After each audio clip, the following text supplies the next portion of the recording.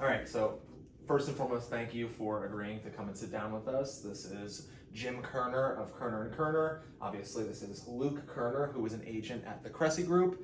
And I just kind of wanted to start out by seeing if you wanted to tell us a little bit. Thanks for having me here, guys. Absolutely. Welcome anytime. Do you want to give people who don't know you maybe a little introduction of who you are, what you do, where you're from, and Sure. just a little overview? Sure. Tom's River resident. Have a local CPA practice in town, and that also encompasses financial services. So we do taxes, financial statements, financial services, a little bit of consulting. We mainly service, we service non-public companies, mainly Ocean County, but we also have Monmouth County clients. And then as clients have moved around, we've kept several out-of-state clients. We have some lots of different industries. We have service industries, construction, medical, a lot of nonprofits. So we do the whole gamut. We've been around for like 45 plus years, so a long time in town. Nice.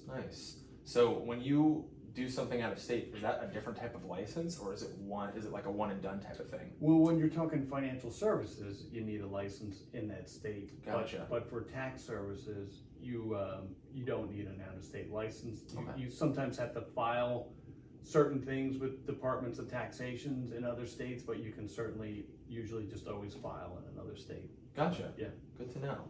How did you and your family get into the tax profession, and what kind of compelled you to kind of go that direction? Grandfather definitely took a big part Yeah. of it. So my father started the firm 45 plus years ago, and then he actually started in insurance, and then migrated over to accounting. Got his license and started a practice in Tom's River. Mm-hmm. We're actually now third generation because my nephew's working there. My brother Ken's son Dan's there, and my father started it. So now we're third generation into it already. Nice. We're a 15-person firm, so not the size of a regional firm, but not too small either. Yeah. We have mostly CPAs in the firm, and then we have 4 admin. And the way I got in was, like a lot of high school kids, you don't know what you want to do. So my father suggested, why don't you go into accounting and take it from there. I actually was thinking about doing something and like working with my hands, doing something in the construction field. Okay. And then somehow I got into accounting and just stayed with it. So. Nice. Yeah.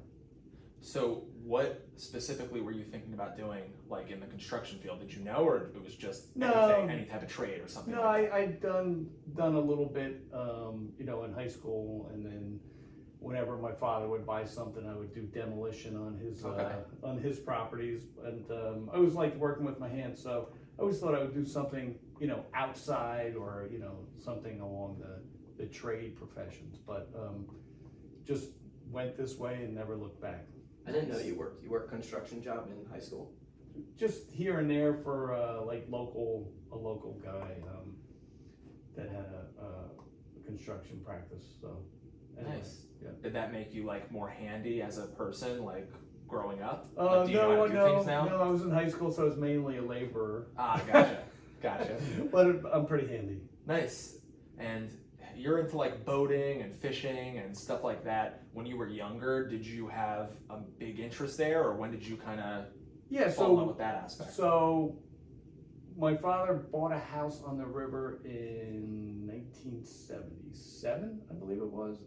So grew up on the water, Mm-hmm. sailing, boating, windsurfing, fishing. So learned to do anything on the water. And then of course we're 7 miles from the beach. Yep. Learned to surf, body surf, hang out at the beach, and then passed all that on to my kids, who then and now enjoy boating. So we have a boat, which we keep at the Tom's River Yacht Club, and we do go to the beach a lot. These guys surf all year round. They like the big waves. I'm getting older. I like the smaller waves. This is summer, winter. I'm a summer surfer. We're all year round. I gotta get my feet wet with surfing. You went surfing last Monday, right? Yeah. And It was fun. Good size. Where'd you guys go? We went. Well, I went with James, and I went with my buddy Brendan, and we went to Seaside. Actually, we went to the park, 7th Ave, and the size was awesome. The size was like 5 feet. It was fun. That's big for waves. Well, I mean, it's going. Around- It's Around here, yeah, definitely. I mean, we're going into hurricane season, so that's kind of why we're getting the waves. Gotcha. So love those swells off the coast. Very cool. As far as We'll get you into it by. I know you have to. By the end of next year, we'll get you into it. They've taken me and my family on the boat, and like it was totally like a whole new world opening up for me. I never understood what the appeal was. I was like, oh, you're just going out in the water, but now I see it's like you're not just going out in the water. You can fish out there. You can obviously do all the cool different types of things that we're doing with the tubing and the boards. It's a playground. It's fun. Yeah, it's really fun. And Luke was saying, he was like, I didn't know you had that side of you where you could be so goofy and have so much fun. I'm like, I put on this professional act for business, but when I got my kids and we're having fun, it's like, I'm here to have fun. You know what I mean? Definitely. And is there that aspect for you too? Do you find yourself, at work and obviously having to keep it pretty professional, and then when you're with your kids and family, you turn off a bit? Of course. Oh, yeah. I can answer that, yes. Of course. Yeah, my wife says I'm the least mature person in the house. Well, they say, and that includes the cats. well, they say that's probably a good thing, because what do they say? The key to a successful life is not losing that inner child in you. Oh, so yeah, he's still there. You hold on to that. I'd say that's a win, not a loss. Absolutely. All right, cool. So speaking about family and like your wife and everything like that, how long have you and Stephanie been together? Oh, geez, more than 30 years. So we just had our 28th, I won't screw that up, 28th wedding anniversary. But we dated before that in college. So yeah, so going on probably 31, 32 years together. That's awesome. As you've been with your significant other for a long time. It's going to be 10 years this December. So yeah, pretty crazy. Being that you have almost triple or more than triple the amount of time that I have in my relationship, what are your keys or little nuggets that you might have so for we're getting a successful marriage? way away from the business aspect. We're talking personal. Okay, so yeah, I would say communication is key. Don't get complacent. Okay. Like in other words, what did you do when you were dating? You pursued your significant other. You're always trying. Yeah, you're always trying, and buy flowers for no reason. But yeah, really communication. Gotcha. It's key. Talk about things. Nice. And then obviously, I have 2 sons of my own, and I'm obviously, early on in the whole parenting stage. My oldest is 5. My youngest is about to be 2.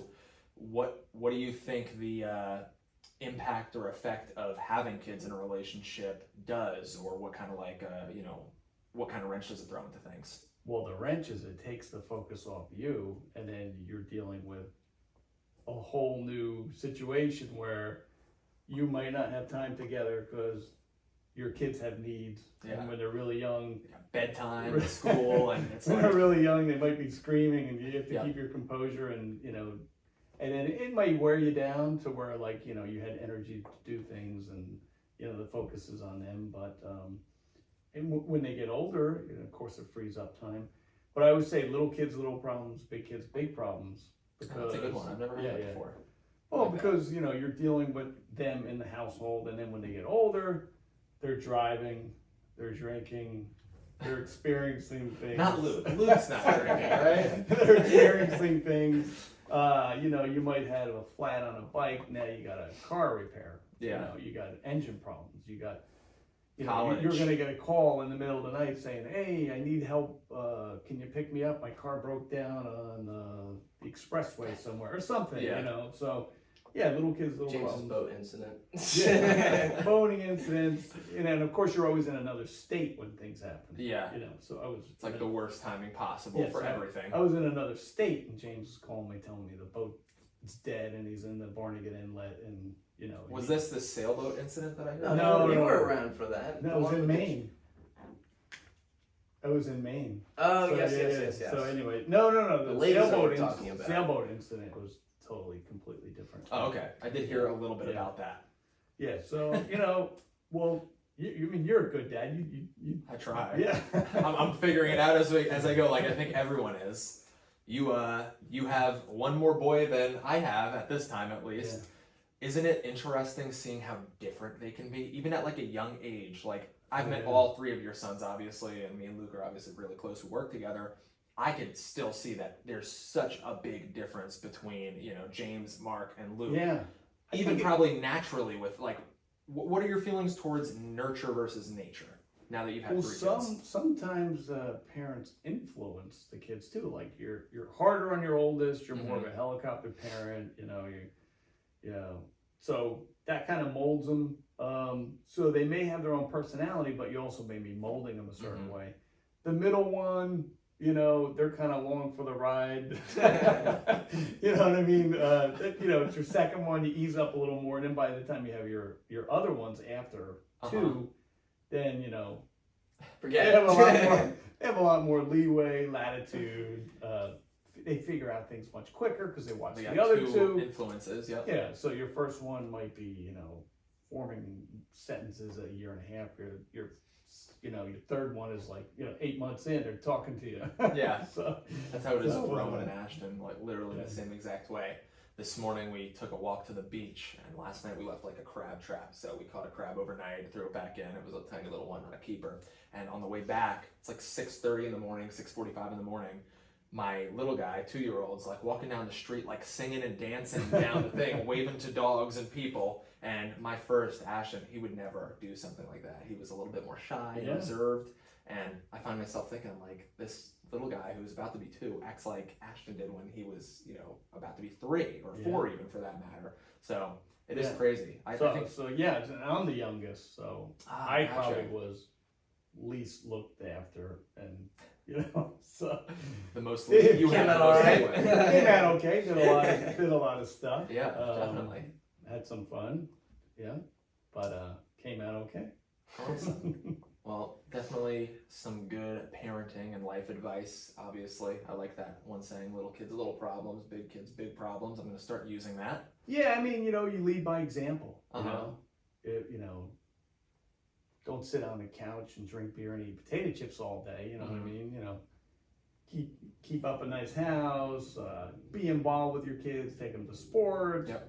Don't just give them an iPad and tell them to sit in the corner because it's easiest for you. 100%. Yeah, just be involved.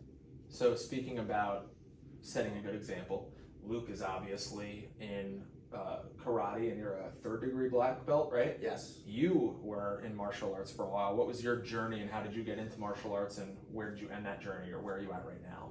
So being the last child, I think my parents were done running the kids around for sports. Okay. So after, I think I did 1 season of T-ball, then after that, I was always interested in martial arts, watching it on TV, like, Bruce Lee or David Carradine with Kung Fu, this stuff you probably don't remember. No, I've seen stuff. But anyway, so I just went and signed up for it on my own. And I remember going back to my house and I'm saying to my mom, I'm like, Mom, I signed up for karate. And she goes, oh, how you getting there?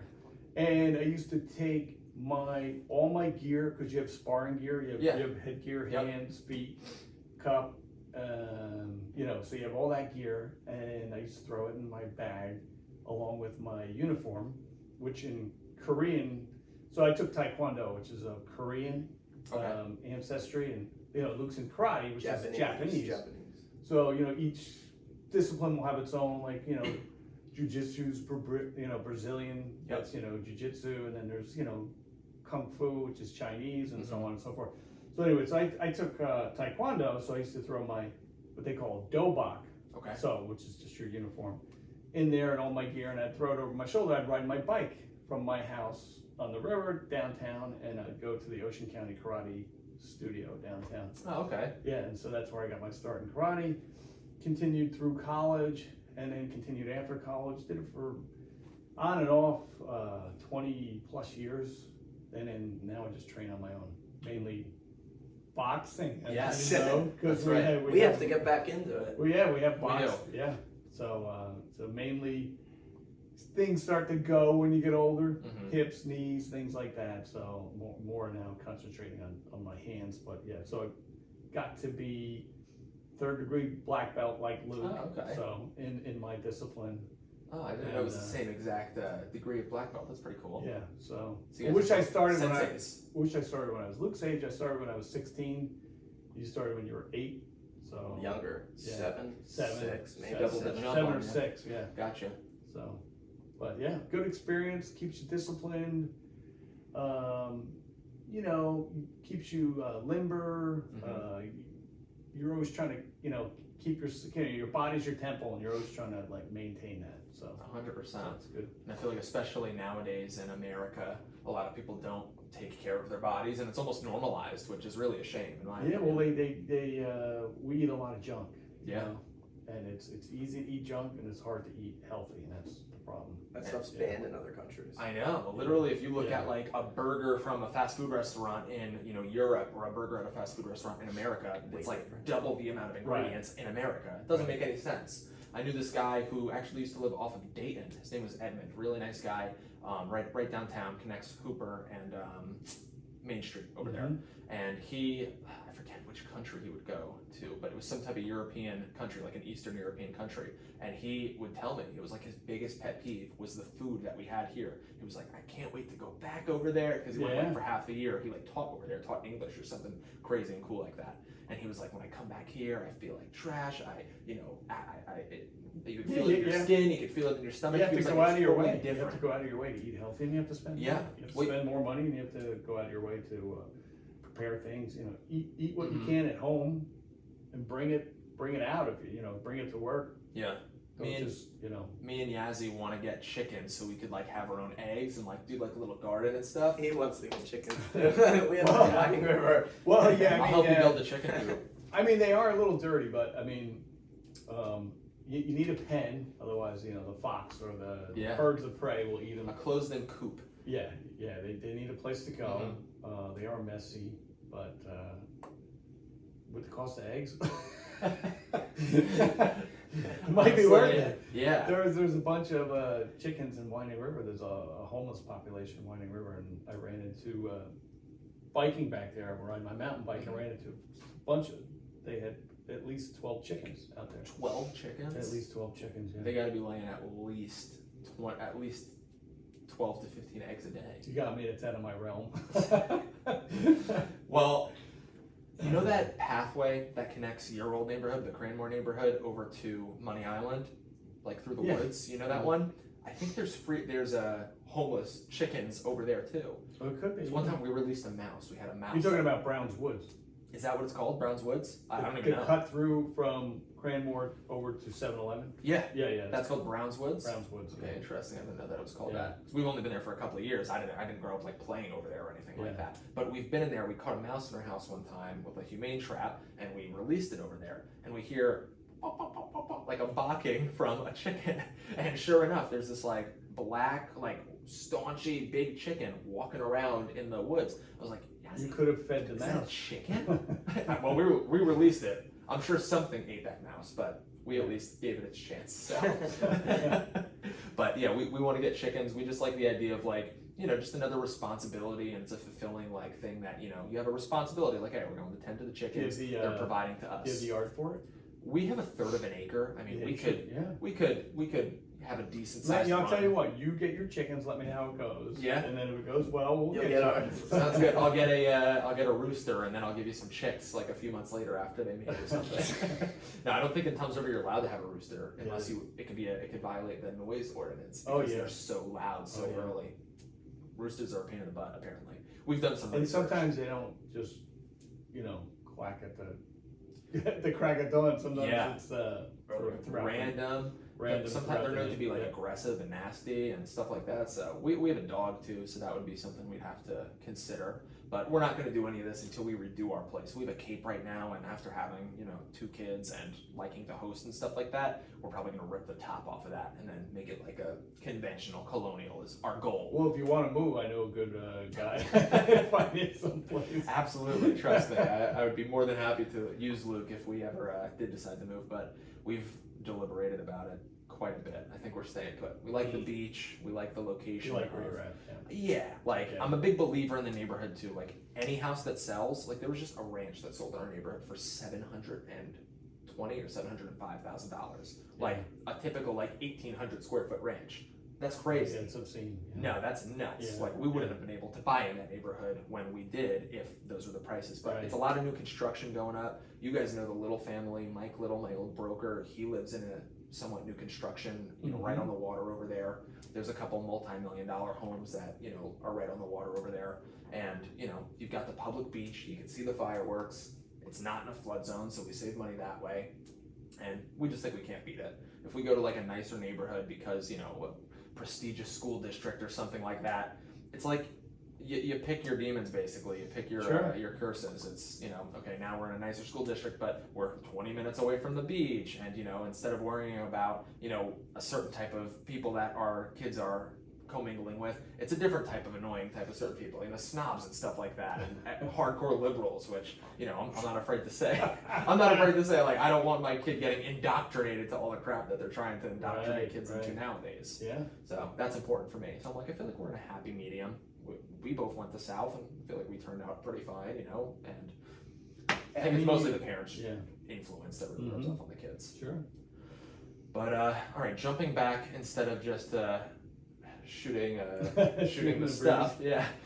What as far as taxes, describe like a day in your life. Like you go to the office, you've got 4 admins there. I can answer this one. Wakes up at let's hear 5, it. goes to the gym. Okay. Well, I setting that do, good I example do. we were Yes. talking about. I do. I start my routine at the gym. How many days a week? Usually 7, but I try not to lift 7 days a week. I try and do like cardio 2 or 3 days a week. 2 days. I do cardio every day, a couple minutes, Okay. 10 minutes. On the elliptical. But then I try and do core cardio, pull-ups, dips, stuff like that. Stretching. You definitely have to stretch, but you can't hit the weights every day. Yeah.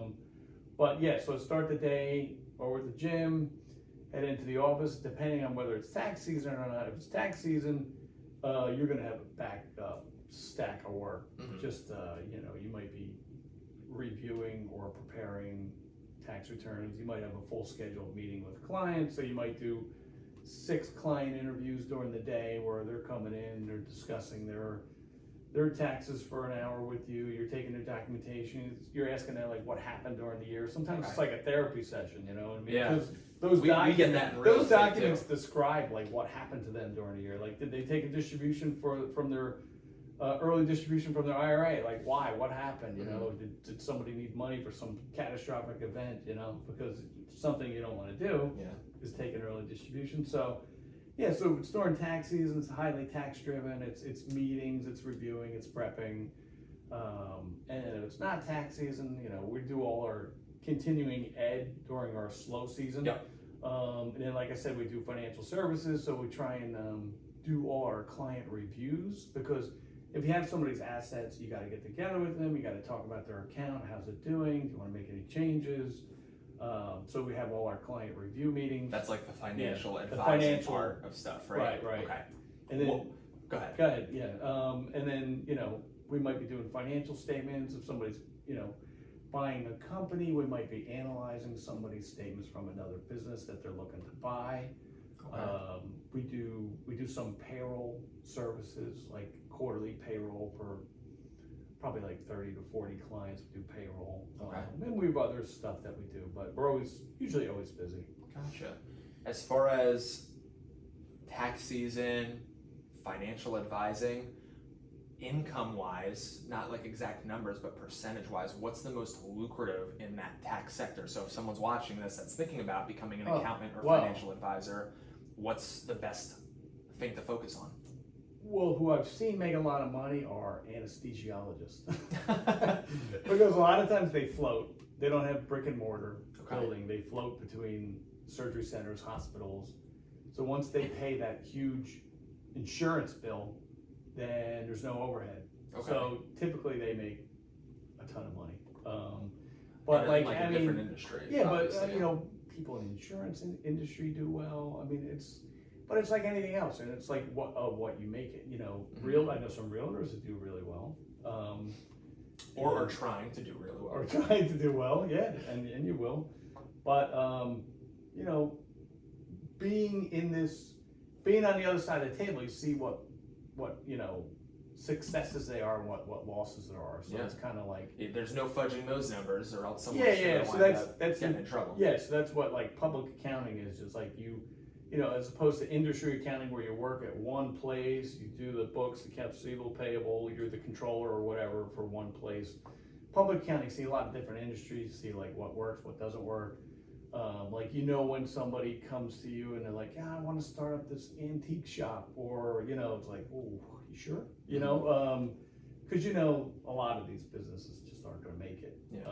But sometimes their emotions drive the financial decision. Yeah. Yeah. I've thought about that before. I'm like, I feel like there should almost be like, not a counsel that's legally, but like some people should seek counsel from their friends and family. They're like, I'm going to start selling paper clips. Somebody's going to be the honest truth. Yeah, like what is the actual income going to be here? Because not to put you on the spot or anything, Luke, but there was a business that you were associated with that was like manufacturing a certain like jewelry type of product. Right. And I was always a little speculative of like investing in it or even like fully supporting it in that aspect. And I was curious though, like I wanted to keep tabs on it because I was like, okay, they're getting them manufactured from somebody else. They don't own any of these patents. It's basically just slapping their logo on something else that's already been made.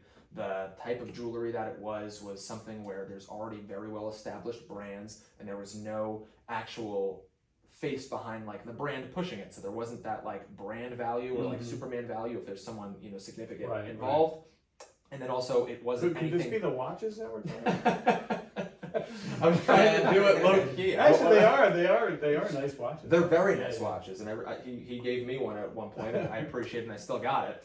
It was about, regardless of it being a nice product or looking cool, right. It's like, okay, what's the actual value proposition? Like, how are we going to scale this when there's 10,000 other watch companies that have X amount of years behind them, X amount of different types of value propositions, like different type of movements and things like that. So it was something I couldn't wrap my... you're entering like a flooded competitive industry. Yeah, and it was like, that doesn't mean you can't succeed in an environment like that, but you need to have some type of either competitive advantage or proposition that says we're a...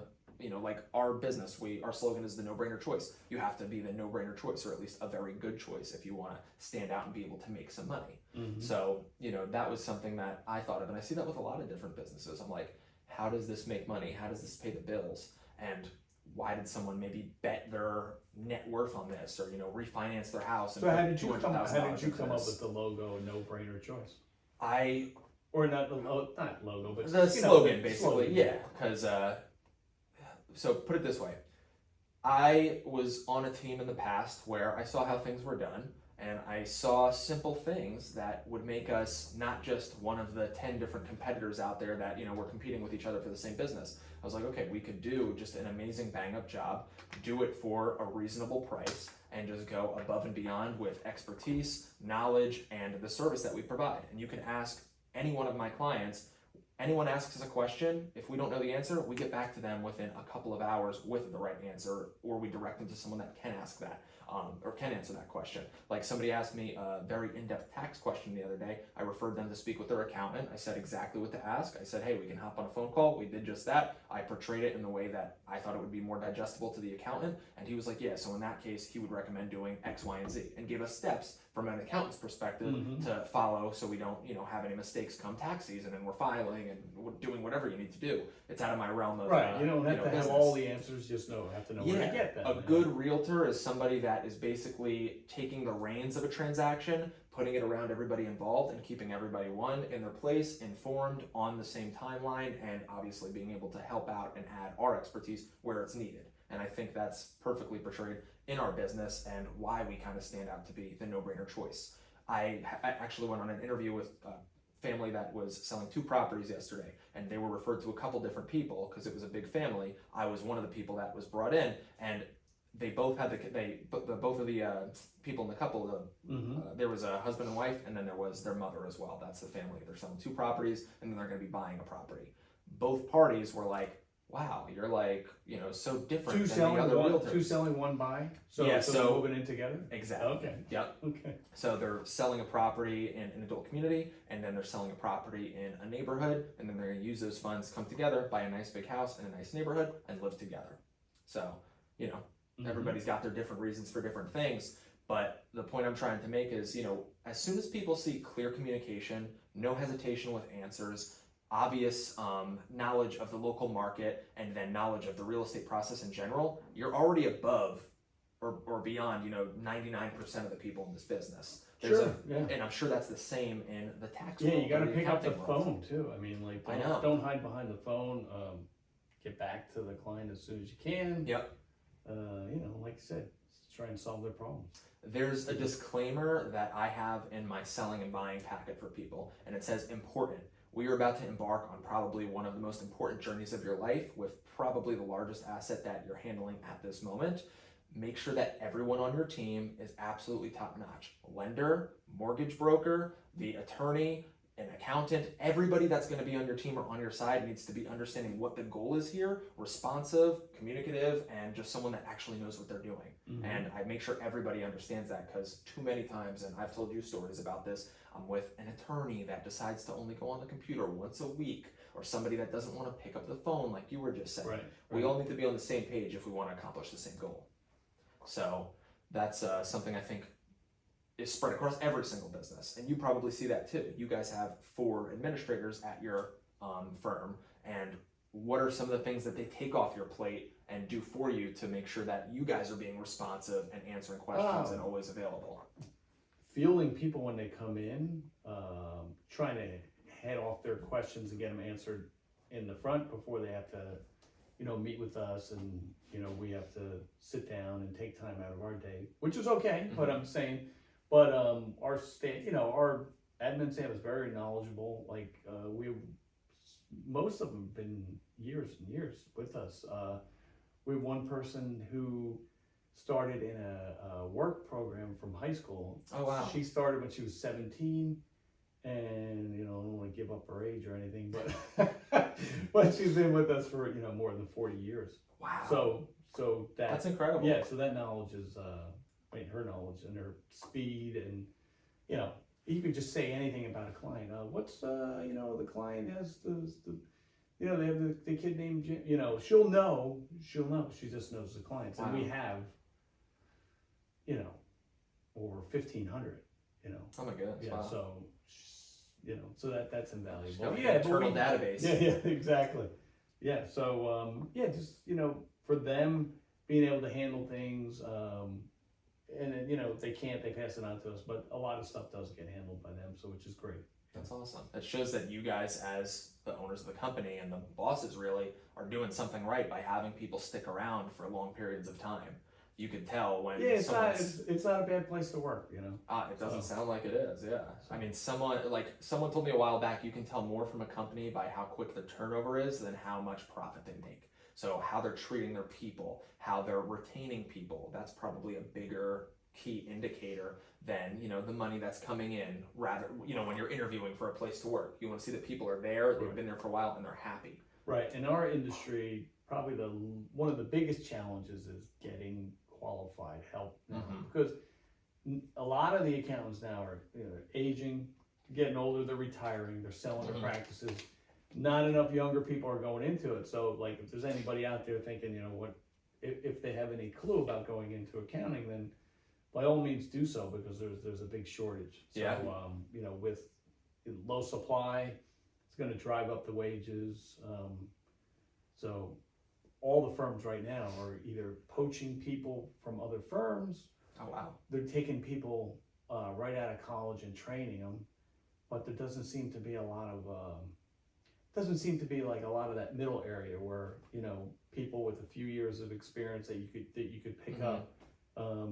There's just not enough people going into the industry right now. So interesting. So it's a challenge finding qualified help. So it's for all firms, right? Right. So that they're downtown Tom's River. There's a lot of different accountants. How is that gonna change when everybody's getting to that point where they want to unload the business, retire, and stuff like that? So so laws of supply and demand. You got a lot of people selling their practices. That's going to drive down the selling prices. There's not enough firms out there that have enough people to acquire all these practices. So there's even some CPA firms that are outsourcing work to India. Oh wow! Remotely. VAs. Remotely. So their tax practice will be sending all the documentation to, India, they prepare it, they send it back, and then, For cheap pay. well, yeah, for a discounted cheaper, price, yeah. and then the firm will, we wouldn't do that, we'd never do that. But, there are people that do that, and, I've heard that, that India, even with the culture and education, I don't want to say the education gap, but the culture gap and everything else, even in their country, they have like over a 90% CPA exam pass rate. Really? I just, they're smart, they're driven, they're trying to dig themselves out of a hole, Yeah. Maybe some of the work is good, but you're still taking stuff that you're sending it overseas, and I don't think a lot of clients really like that. I think it's all perspective too, because you hear about how people in certain conditions, persevere or get past those rough conditions. Over here, we have it so comfy. And like we've spoken about this before, I have a personal story. At one point in my real estate career, while I was still trying to get the ball rolling, I wound up having to suck it up and swallow my pride and go get a second job at one point. And I remember before that, like, high school jobs and things like that, I would always have that American mindset of, they're lucky to have me, I shouldn't work too hard, the typical thing that it seems like a lot of people think in this country. And then only when I really needed something to supplement some of my income, I was just grateful for anything that. Yeah, and probably you had a shift when you became either self-employed or a business owner. Mm-hmm. So I think people that are business owners definitely have a different mindset. Yeah. Than it doesn't just come out of thin air. Yeah, this is like having an to be employee sparked up. mindset, Mm-hmm. Because it's risk reward. The business owner's taking the risk. So should they be entitled to make a little money off of their employees? Yeah, sure, because they're taking a risk. And I think it's almost a service. If you are able to be in a position where you're not only generating business to provide for yourself, but you can employ someone else with a stable career and potentially even benefits. Sure, it's a give and take. Yeah, I think it's almost a blessing, and I didn't have that point of view when I was in high school, and without, having to support a family, and without having to say, okay, how am I going to pay my mortgage, or how am I going to pay, my car payment or something like that. Only people that are in that mindset or have been there before, or maybe are from a rougher part of the world or something like that, sure. They appreciate every moment of that hard work. Like I used to work in a kitchen in high school, and you just see it's a totally different vibe. I used to work at a car wash. The people that come from Mexico or from around the world and are looking for jobs like that, they appreciate it and they're like prideful of it. And I never understood it until, you're right, I was in that exactly position. So take pride in your work. So if you're a janitor, be the best janitor 100%. there is. Yeah. Or else you're gonna get beat out So by then- the best janitor there is. So then what you were saying about Tom's River or whatever, I guess you were talking about selling practices, but in finding people to stay in Tom's River for like a local firm like ours, it's harder because a lot of the younger generation, they want to go to, when they go to Philadelphia, they want to go to New York City, Jersey City, they want to, they want to go to these larger firms and be around like, tons of people and things like that. So we're competing also, It's more of a ladder. so we're also competing with, geographic conditions too. So Could it ever be a possibility for a bigger company to just buy up local small firms? Like, it happens there's a bunch of them. Actually, it happens all the time. I don't know.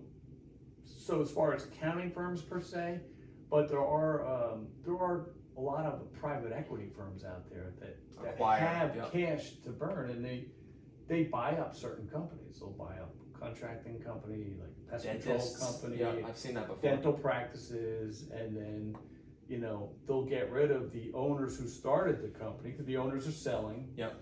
So they get their cut, and then they walk away. They Bring provide. someone in there to run it. And then pretty much there are a lot of hands off. So it's like so they're getting this company, and they're just the private equity firms are just investing in these small companies and taking the profits. But Yeah. For an example, it was me. Yeah, I was just about to say. I don't know if we can mention. Yeah, well, we'll move on from that. Other local businesses that have been bought out by bigger entities, and it's almost like a landlord buying a rental. Oh, how much income is this generating per year? Boom, this is the price I'll pay for it. Great, I'm gonna have it run itself, almost like, you stick a tenant in there, and it's the same exact situation. Except other than a tenant, you might just have to find someone to run the place, hire an executive manager or something like that, and just keep tabs on it, make sure that they're meeting their metrics and their numbers, and just let it run itself. Exactly. When they get big enough, they kind of can. The people that have been there for 45 years, they know the business inside and out. Right. You get a couple certified, public accountants in there that are just waiting for orders to take, basically. That person that was there for 45 years becomes, the head of operations or something like that. Yeah. There's possibilities. But there's also possibilities where you could merge with other firms, potentially. Yeah, we've actually done a few mergers over the years, So how does that work? Like, in real estate, that's the big difference. That would be hard in real estate. Our competitors are other agents, licensed agents. It's obviously much different than, the accounting world. We're all competitors with each other. If I were to acquire someone else's business, you're not really getting anything unless you're acquiring actual like real estate or rentals maybe in that aspect. But as far as just on the sales side, someone's business is basically just them and their network. Right. So how is that different in the tax world? Yeah, like they don't want to merge with you and then have you sell to their own clients. That doesn't benefit them. Exactly.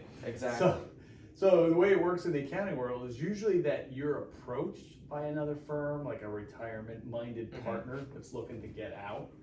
And then you look at their client base, you see if their client base is similar to yours, you see if their price structure is similar to yours, and then you see if you can service what you would get from them, and then you anticipate how much you can keep, and then then you come to an agreement. Is that like a ratio typically of the retainer of how many people you can keep? Yeah, you plan on, well, you have to see if you can service all that extra business you're taking on, and then are you getting any people out of it? Are you getting like other staff accountants to help you, or are you just acquiring the client base and adding work to your existing employees, and they don't want you more? You know what I mean? So like, what's coming with it? Because the partner's retiring, they're selling. So, but so if it's something that you can handle and it makes sense to help you grow, then by all means you look at it, and if you come to an agreement, great. If not, then they'll look somewhere else and they'll try and find somebody else to purchase it. But we've turned down to people that were looking to sell in recent, over the past decade or whatever. We've turned down chances to buy other practices too, just because we're busy enough, really. That's a good place to be, because I'm sure you kind of took it over from your dad, right, who started the company? So my brother and I, my brother Ken, he was there first. He's 7 years my elder. So Ken was there first, and he worked with my dad, and then my father retired about 15 years ago. Sold this place in Toms River, moved to Florida, so he's in the east coast of Florida right now. And then, like I said, my nephew came on. He worked for a larger firm in Jersey City, and then he came on board. Oh, geez, it's got to be like 10 years now. So, and then Dan's good with technology. He's younger. Yeah. He's good with technology. So poor Dan, he gets a lot of technology questions. But yeah. So like I said, it's 3 generations. So it's been good. That's pretty cool. I'm sure when your dad was getting it off the ground, he was probably imagining the day that it would be we're too busy almost. I'm sure it's probably full circle now. I always remember him as a kid going, like, he would come home during tax season anyway. He'd come home for dinner, and then he'd go back to the office at night for appointments or whatever. That's what I do. Yeah. so he'd work all day, come home for an hour and a half, whatever, have dinner, go back. And I always remember him, putting in those extra hours. So. Do you think that rubbed off on you, like becoming a hard worker and like having? Yeah, I think we definitely worked more than he did. Yeah. Because sometimes we're 7 days a week, which try and leave Sundays open, but it's kind of tough sometimes. But I'm so close. I mean, I'm 8 minutes away from my office. I don't like to work from home. I'm the same way. That's why we have this. Yeah, I'm so close. I just go into the office. Even during the entire COVID pandemic, I went to work every day. There was nobody on the road. Me and the other same 3 people would show up to work. A lot of people worked remotely. Yep. But I went in every day. Plus, Luke was home doing school from home. James was home doing college from home. Mark was home doing college from home. So like all the rooms in the house were occupied by people already. So I went in. So it made sense to go in. Nice. I feel like there's a certain bit of like drive that you get when you're like in that environment and you're able to focus, and you're the business owner. So it's easier to focus, but it also doesn't feel like you're like dragging your feet to get to work. It's just part of life. It's just your life. You're not gonna like get up, pet the cat, go to the refrigerator, Yeah, start talking you're to at your work. kids. You're at work. You got to do work. I'm curious. So back to COVID. I never asked you this. What was business like during COVID? Like, was it slower? Well, a lot of people were still scared about things. So, was it slower? No. Were we going out anywhere? No. Were clients coming in? No. They would drop off. We'd have a drop off box outside our door, and we would, just every so many minutes or whatever, we just go out there and take stuff out of it. And they'd be like, they'd call up and say, I dropped off my paperwork. It's in the box or whatever. Some people would come in with masks on, and it was a crazy time. We were. People were told all kinds of things. We even had, by our government, we even had like a New Jersey required some sort of like attendance list or something that we had to file, talking about like people coming in and I can't remember, but it was. Was it like about COVID? It was like some sort of COVID. We still have a hold harmless that basically says you don't know that you have COVID right now. I don't know that I have COVID right now. If you catch COVID, you're not going to hold me liable. If I catch COVID, I'm not going to hold you liable. Well, it wasn't even that. Ours is still required by our brokerage to submit with contracts and stuff before we could get reimbursements. Get paid. So it wasn't even that. It was some sort of thing that was filed with the state. And it had to do with, I don't know, it just had to do, it was almost like a daily log of, going to work. It was interesting. I can't remember what it was. My secretary could answer it because she kept it.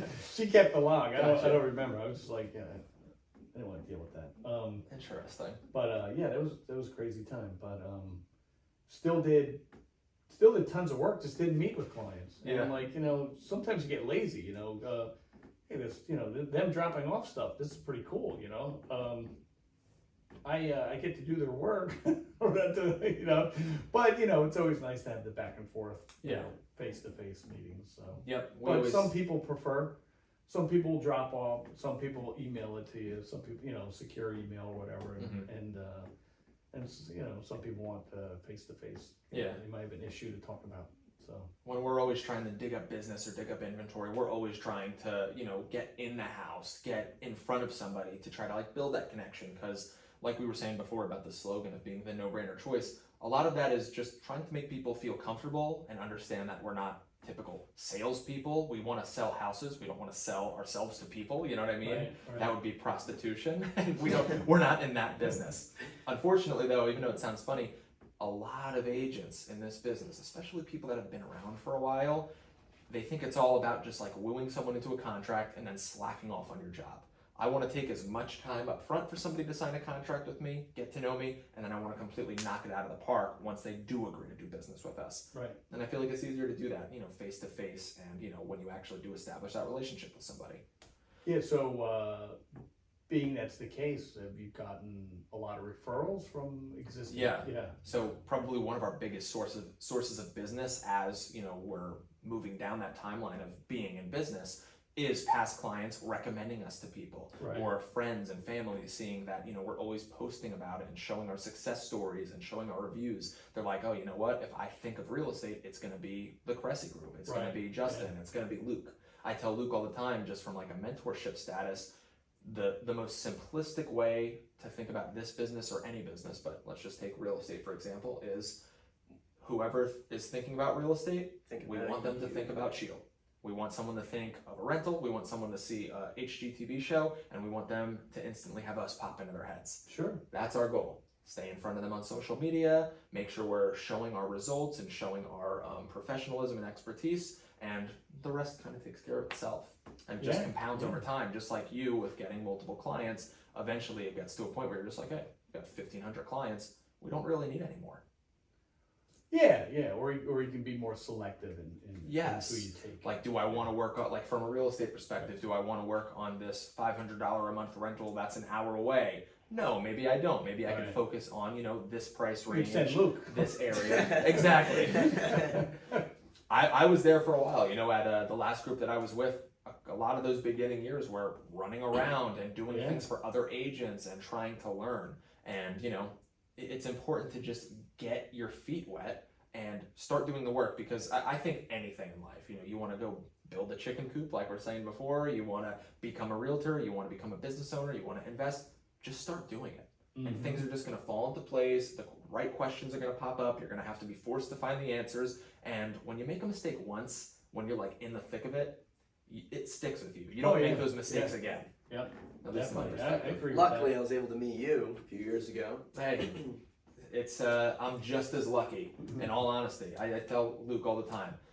I think that having a work ethic nowadays, and the amount of times you've just showed up. There's been no, hey, where are you at? Hey, what's going on here? Even before you were licensed, it's just, what can I do? How can I progress further? Like, you know, here's my long-term vision. I could see that spark in you, and I feel like I had some of that spark, so it resonates a little bit. And I think that part of running a good team, just like we were saying before, is making sure people want to stay. And that means treating them fairly, compensating them fairly, setting them up to grow, and being clear and open about what the actual goal is and where you want to go, and just inviting them on that journey and making sure they understand that it's not you bringing them on that journey, it's you guys agreeing to go on that journey together and support each other's goals along the way. Well, Luke's journey, I don't know if you know this, but it started when he was about 4 years old. Let's hear a little bit about that. He used to go, we'd be at a family party, and Luke would go around and bust tables and get people drinks. And that's how he started loving money. But he would actually get tips by like clearing the table, bringing him a new drink, cleaning up something, opening up his pocket. Okay. He even had a little bow tie made out of a $1 bill. Is this Adrian's house? Yeah, someone made him a bow tie out of a $1 bill, and he wore it around. And even one night when my band played at Alba's Pub in Manchester, in Lakehurst rather, Luke was like 14 years old. He asked the bar owner if he could bust tables, whatever. He made more than my band that night. So he's always been a go-getter. It's definitely a unique person. So yeah. I think he's got that entrepreneurial spirit. He has the ability to talk to anybody. Is the entrepreneurial spirit, and it's pretty intelligent too. So yeah, it definitely is, and I'm a big believer. No matter what category of business or whatever it is that you are going to go down, whether it's to do with real estate, investments, stocks, all the different types of stuff that you're in, the window cleaning business that you obviously have and operate, I know it's going to be a success. And it's funny, like going back to seeing a little bit of that spark and resonating with it a bit. I used to wake up on Saturday mornings when I was like 5 or 6 years old. I would color before my parents would wake up, and I would put it under the door of their bedroom, and I would write 25 cents on the corner of it. And they'd be like, wow, this is great. Here's 3 quarters for your drawings. And I was like, thank you very much. And I would put it in the piggy bank. So I think I had a little bit of that, like, just fascination with like, wow, I can create something and turn that into potential income. Or, sure. You know, I didn't resonate. I didn't realize that at the time that's what it was, but there's something about that. Maybe it even goes back further, like to our ancestors and evolution of like the hunt and trying to get our own food and make our own stuff. It's like, I have a little bit of that in me too. Like I like to fish, and even though I didn't do it much when I was younger, I'm compelled to try to do it now because 1, I have 2 little boys that I want to do that with. You're right. And 2, it's just fascinating to me. Like I want to hunt and I want to do this, and I love exploring and going on hikes. It's like, it makes me think, is that just something that's in my DNA? And you might have that too, and you might have that too. Yeah, we love the outdoors. Exactly. Absolutely. Yep. So jumping real quick back to taxes, and then we'll kind of tie a bow on everything. Yeah. What are 3 mistakes that you've seen people make in the tax world that you would kind of advise them not to make? Businesses, individuals, whatever comes to mind. Well, now a lot of people seem to be under withheld. So when they're filling out those W-4s, which are hugely complicated now, I don't even like doing them. Mm-hmm. What I usually do is tell people to write in an extra amount out of their check, like for federal withholding. Say they're getting paid bi-weekly, it's 26 weeks, maybe take at least an extra $50, get an extra 1,000 paid in. Because what we're finding is a lot of people just filling out the W-4 the way they recommend, they have a shortfall. So they're coming in and they're owing a little bit, and they're like, why do I owe? So, is it a mistake? No, but that's something to watch out for. I mean, if you have W-2 earners, it's not like a ton of stuff you can really screw up. Then once you start adding a house in there, there are things like energy credits to take now, residential energy credits. Depreciation, right?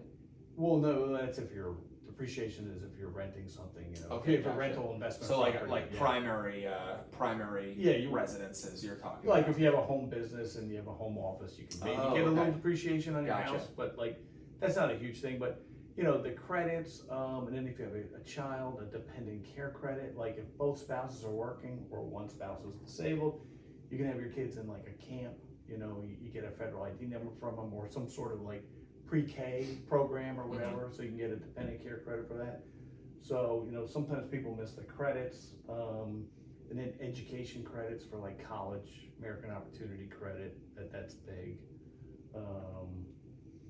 And then a big, thing that people get wrong is when they file an extension, they think that they're covered for, they file the extension in April, they don't file their tax return until, let's say, September. Like the extension takes you out until October.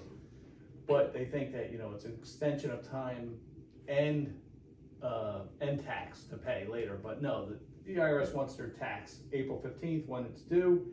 So, that's the thing that, people are kind of, sometimes screwing up on. They file the extension and then they're realizing that if they owe that $2,000, when they finally file in September, the IRS is going to charge them late interest on that. Yeah. Gotcha. So, but in the tax world, what's really the big thing that's happening now is when Trump was in office, he passed the Trump tax law. I mean, it has a name. I can't. All the administrations have these tax. Yeah.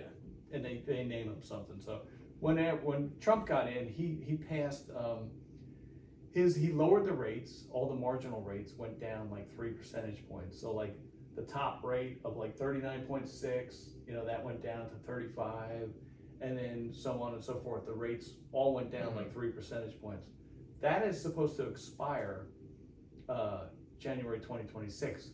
So if his bill doesn't get extended, another big part of that is what they call the pass-through deduction. Have you heard of that? No. You will, because you have your own business now. Right. So the pass-through deduction is like a 20% deduction that you take for like having a partnership, an LLC, an S corporation, things that where the entity itself doesn't pay the tax, but the individual pays the tax. So like a partnership itself doesn't pay tax. It pushes the income over to the individual, and the individual pays the tax on their own return. So what Trump did was he gave all those pass-through entities like a 20% what they call a QBI deduction, without going too much into the weeds. So it benefited a lot of businesses too. So interesting. So you got the tax rates, you got the pass-through deduction. There are some other things, but if those things expire, people are going to be paying some more taxes, and come January 20. Come at the end of 2026, that year goes by, when they file again. They're going to owe. And let's say Trump gets reelected. Let's just say, do you think he would extend? Yeah, right. He would extend. I think so. Program. Yeah, I think so. And then he's talking about some other things like talking about like tax relief on tips. Tips, yeah, things saw like that. Yep. So I don't know if that will impact the self-employment tax on tips, but he might just be talking about income tax on tips. Because there's also self-employment tax on tips too, but that's paid at the employer level. So, but anyway, interesting. But the thing is, like, what people don't understand is you keep tax rates low, and you keep it more simplified, and you have high compliance, and you actually generate more tax revenue. Yeah. Than if you have a penalty system where you have high rates, complex systems, you have people not complying, It gets people too cheating the complicated. government because they don't want to give 40% of their money, of their Mhm. hard-earned money to the government. So they're trying to find the loopholes and they're trying to cheat. So, you know, it works for all things too. You don't have to have as many agents too, if you have like an easier, you know, lower rates to comply with too. Mhm. So, you know, so it's the reverse of like what Democrats think. Yeah. So you have more tax compliance and you have more tax revenue when you have lower tax rates. So that was going to lead me into my next question. It sounds like you obviously have your own thoughts about that. Taking it a step further, going back even further, 1% tax on tea causes the Boston Tea Party.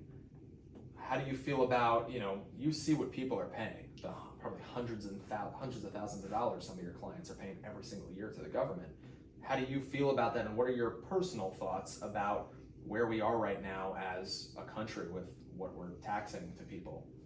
Well, I think that the media drives a bad narrative saying that, and the administrations do, like, you know, they want people to pay their fair share. The fact of the matter is, more than half the country doesn't pay tax. So in other words, if they're getting that couple thousand withheld out of their check, they're getting it back when they file. They're getting child tax credits, they're getting earned income credits. So they're getting everything they paid in back, and then maybe some more. Like, so they're getting money on top of what they even paid in. So the people, you know, the middle class and up, we're paying all the taxes, and we're supporting all these programs. I heard like the top earners in this country, like maybe it was the top 20% or the top 10%, pay more than half of all the actual tax revenue. Yeah, true. Right? Yeah. So, you know, I just think we're always going to get a bad narrative from the media and from the administrations that are just pitching the fact that, you know, they're trying to create class warfare between, you know, people that have and have not. I don't think people mind paying taxes to run certain things, but when they just see it's just being misappropriated to, like, going you know, across the it's seas. going to support free medical and housing for people that are just crawling over the border. Yeah. I mean, you know, people aren't happy with Or that. funding gender change surgeries in Yeah. a foreign country, you know, I Sure. think I've heard about stories like that. It makes you think, why am I writing this check to the IRS? Yeah, It and makes I it think, a little more I bitter. think people want to see the government be more responsible. The fact of the matter is we haven't had a balanced budget since the Clinton administration. Newt Gingrich was the Speaker of the House. Congress does the balanced budget. They present it to the president signs it. We haven't had a balanced budget since the Clinton administration. So, I mean, you know, we spend too much and everybody spends more than the year before. And if they don't increase it, if they don't increase the spending, they talk about that as a tax cut. You know, which doesn't make any sense. Because if you cut, you got to shave it off. But no, them cutting is just not spending more. That's them cutting. So it's crazy. So basically what I'm hearing is we need Hillary Clinton in the office right now. Oh yeah, sure, that'll work. Now, all jokes aside though, is it safe to say that you think we're probably a little mismanaged as a country, especially in the tax sector? Oh yeah, definitely. So we, you know, we have so much debt now that how much of our collections go just to service the interest on the debt? It's astronomical, you know. So it starts to make you think, like, where are we as a country? Like, yeah, we went. How much longer can we maintain this? And every administration passes a budget and they say, you know, it's going to save this over 10 years. It's going to go this over, you know, they put this 10-year figure in there or a 10-year timeline just to make it, you know, make it more palatable for the. You squint your eyes hard enough and you can get anything to look like anything. Yeah. I'm totally on the same page. I mean, I'd say like I'm more constitutional than anything. I like, you know, leaving major things up to the states. You hit the nail on the head. We don't live in a democracy. We live in a constitutional republic. Yeah. So you follow the Constitution, we'll be okay. The fact is, we're getting away from it. Yeah. So and what made us great country? Freedom, right? And capitalism. No overreach of government. It was supposed to be, listen, We saw what happened in, a monarchy when people were breathing down your necks and controlling every aspect of your life and overtaxing you. Let's start this new idea somewhere else. We're going to have multiple different states. We're going to be united, but hey, you think one thing, it's you been can tried everywhere and it's failed everywhere. 100%. You can live here. You can do what you guys want to do, run it the way you want to do. How about somebody lives over here? They can run it their way, and the people will tell you based on where they go and where they choose to live, which way works better, and we'll all defend our individual rights and have one military to protect us all and protect our right to think differently and think freely. Now it's you either think one way or you're demonized, it seems, and there's an overreach and this just hand that goes into your pocket from the government that just takes, and then you don't like the way it's spent. It makes you think, why even do it? Yeah, it's getting scary. I mean, if they want to create a digital currency and they want to, if they want their tax revenue, they'll just zap it out of your account. I know. So, it's interesting. It's pretty scary. And then you think about how different the world was like 50 years ago, and then you think what's the world going to look like in 50 years from now, and how much could change. That's like probably one of the biggest fears I have, especially now as a parent, and you'll hopefully experience that one day, obviously too. It's like because we're experiencing forced globalization. Yes. So. And now we've got AI and all that stuff to where who knows what's real and what's not real. I was just about to bring that up. So, to AI, what do you think AI is going to do to the industry? I mean, it's going to change everything. I think AI will destroy a lot of the service industries, including like tax preparation. I mean, real estate will take a hit. White collar, all white collar. It'll be done. I mean, there's still going to be the level of service that people are going to want things handled by a human. So you may have to shift and migrate in what you're doing because and then we're going to see a shift between the professional industry and the blue collar industry. Now the blue collar people who work with their hands and they work on machines and they fix things and they they're mechanics, they're painters, they're builders, they're gonna be getting paid they're doctors. welders or whatever. Yeah, they're gonna be they're gonna come up.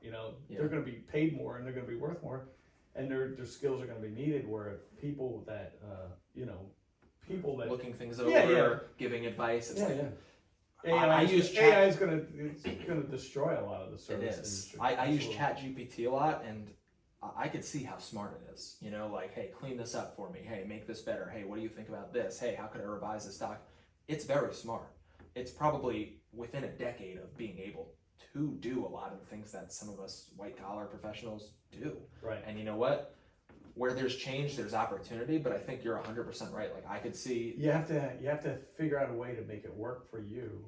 Yeah. Or you're just gonna be you're gonna be pushed to the side. Or you're gonna be working for it. Have you ever seen the movie Dune or read the book Dune?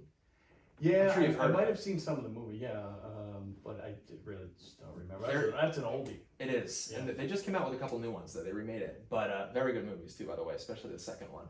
The whole premise is that it takes place in our universe a couple thousand years down the line. People call it the original Star Wars because it actually came out before Star Wars, but there's a lot of similarities. But anyway, that's totally a different story. We'll have to get it and watch it. Yeah, you guys gotta watch it. Part 1 and Part 2. I'll nerd out over it. I love stuff like that. I love movies and like sci-fi and stuff. That's like one of my things.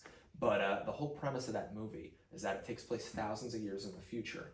And the reason that it takes place kind of is thousands of years ago in that universe, which would be like around right now, there was, and this was written in the 60s, I mind you. So like very interesting concept. There was a war between humans and thinking machines. We built computers and machines so good that we started using them to think. We stopped thinking. They wound up taking over and almost like enslaving people. Right. So it's kind of along the lines of that movie War Games, where the computer actually. I never saw that. The computer's actually going to launch nuclear weapons on maybe the country's Russia or something like that. And then the computer runs all these data simulations, and it figures out that nobody comes ahead in the nuclear war. So then they say, they stop. Yep. They stop the launch. So it's something like that. Yeah, it sounds like it could be similar to that. Like that mixed with like Terminator almost. You know what I mean? Sure. That is just like the premise of the universe that it's in right now. I don't know if there's a lot. I've only read the first 2 books and then watched the movies that are out. But yeah, that's basically the premise. And I could see that, like, what are humans here for anymore? Robots and AI is running the world. You know, we got 3D printers that can print houses now. You need something repaired. It's Sex, already drugs, and shipped rock and to roll. you. That's why we're gonna. And who knows if that's even going to be real. We're going to have musicians that are all Sure. robots playing on the stage. Sure, could be. Yeah. We're going to have people that are at home with robots that could take care of any, you know, human needs that need to be had. We're already seeing with just social media, people not being able to interact the way they used to probably when you were a kid. Right. And again, Yeah, 50 years from now, that's what goes in my mind. Raised on iPads and phones, and it's you know, a lot of them have glasses and they're hunched over, and you know, it's Social media. You need sunlight. You need to be outside. We gotta put it down. Social media makes you less social. I think that's part of the appeal of like getting chickens and stuff like that too, because it's in our DNA of just getting out there and doing something and seeing something that comes from your hands and your muscles, you know, blooming into something for you, whether it's, you know, produce or a crop or, you know, raising chickens, like we were saying before, going crabbing, catching a crab. Like, I think we're gonna have a garden next year. We just have to control the deer. We have. Yeah, you guys are right by the woods. It's gonna have to be. It's gonna have to be a nice. fence. It's gonna have to be a nice enclosure, but yeah. Fence off the property. No. Really? I would never fence off the property. Yeah, you like the woods behind you? Is that what it is? Yeah. Gotcha. What about if you just put like fences on the side or something? Well, that wouldn't really help with the deer, right? We're they can cut through our yard. They're fine. Gotcha. Just have to make a nice enclosure for the garden. Yeah. Gotcha. You know what you do? You build the chicken coop. I promise I'll let you know how it goes. Yeah, and then you put the garden like inside of that or something. I don't know if that would help. With chicken shit on it. It's fertilizer. It's fertilizer. People use that. They use chicken manure. I guess they call it chicken, you know. I think they use eggs. I don't know about chicken. No, for fertilizer, yeah. Manure is literally crap, you know, whether it comes from a cow or it comes from chicken. It is. It is really I promise. I was watching videos about it. They have these chicken coops. The thing is, you can move them around. You let the chickens crap, basically, where you're going to plant your crops in the next like couple of months, and you just move So what they do in around. farms and So stuff. Yeah, exactly. So the thing is, the chicken are eating feed. So like horses and cows eat hay, and like, you have manure, and the byproduct is some parts of the hay are in it, and that becomes fertilizer. So then the chicken are eating chicken feed. So is the chicken feed good fertilizer? Yeah, no, you can look it up. Seriously, Okay. do your own research about it. Like Yeah, I think it's actually very common to where people use that, like or they'll scoop up, like if they have a you know, a chicken coop that doesn't move around, where you just let it crap all over your crop field, basically, which is almost like a tongue twister. You could shovel out the bedding that you put there, put it into a compost pile. I think they do food recalls for that when they do shit on the freaking vegetation. Okay, no, it's not right on a tomato or something. It's on the soil and then it breaks down over time. But yeah, I'm trying to think what else that we. Yeah, I think we definitely had a good. I think this went pretty well. We had a good range of discussion. Yeah. So first interview, obviously absolutely. people should hopefully give us some slack. But I think we learned a lot about each other and like got an insight to the tax world. I learned a lot about your business and pretty cool. And I learned that you can really talk. Hey, that's great. I'm trying my best. So yeah. But I guess in this business you kind of have to, right? Yes. You want to add anything, Luke? We occupied most of the time. You want to say anything, or You did. that's a new somebody just getting into the industry, and maybe you just you got the exam taken care of, so congratulations on First try too. Thank you. Yes, no, I'm very relieved the testing side is over, and then the onboarding's just about done, and now I'm here and starting a couple of years ago with Justin is a fun journey. Yes. Especially watching him at his other yeah, team. well, I think you're learning from the best here. So I Yes. appreciate that. I'm I trying my agree. best, and that's the one thing I could definitely. Anyone that's associated with me, I want to make a positive impact. Whether it's family, whether it's coworkers, partners, whatever it may be, and I like to make sure when I'm bringing someone on board, our long-term visions align. Investments, different business avenues, projections on where this business is headed. I don't want to set anyone up for failure. I've been in positions where I've felt like I was purposely stunted or purposely, put below a ceiling and capped off, and I never want to do that to somebody. I want to see people grow and explode and continue to bloom to our full potential. When I die, I think I told this to you, there's a motivational speaker named Ed Milet, and I heard this originally from him. He said, when I die sometimes, I think that I'm going to be introduced to the best possible version of myself that could have existed during my time, and I want to be looking in a mirror. I don't want to see a stranger. And that's something that drives me, and I want other people to be aligned with that as well. I want to get the most out of this life, because who knows if this is the only one we've got, you know? So I want to leave it all in the court. Absolutely. Yeah. So Great. thank you. Yeah, Thank Dad, you, Luke, for setting this up. Dad, I appreciate you being the first guest. Hey, that's an honor. That's an honor. Who knows where this is going to go, right? This The could be- CRESI Could The be podcast. one CRESI of- Podcast. Could be one of 1,000, yeah. We'll see. We want to meet and learn about people, because going back to that thing that I was saying before about like the drive and that hunting and whatever primal evolution thing that could be, I think it also goes down to just like being curious. Like, I'm genuinely curious about what we spoke about today, and there's a lot of different professions and industries and people that I'd love to Yeah. just pick their brain. You Yeah, know, you're always learning. Absolutely. awesome. All right. Thanks for Thank having you. me. Thank you, Really Dad. appreciate All right. it. Appreciate it. Sure. Awesome. All right. Watch it, Everybody watch do a it. pose.